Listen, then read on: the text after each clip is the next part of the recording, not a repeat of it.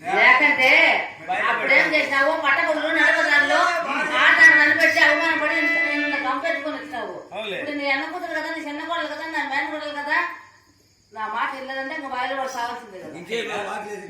నా చెల్లెలు కూతురే, నా మేనకోడలే కాదండి.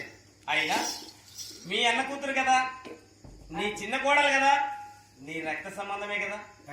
నా మాట ఒకవేళ వినకపోయినా ఆ పాగేడు పడిన ఆడవారిని కొట్టినా తిట్టినా మగవారి భవిష్యమని, ఆడవారికి ఆడవారైతే సాటి అని ఇక్కడికి తీసుకొచ్చి ఆ గేటు వద్ద ఉంచాను.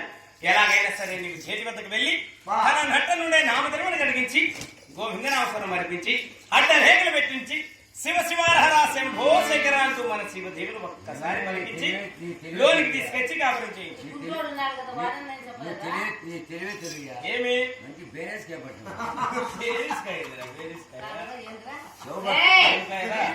చెరువు పక్క షో పట్టుకుంటే నేను అడిగి వల్ల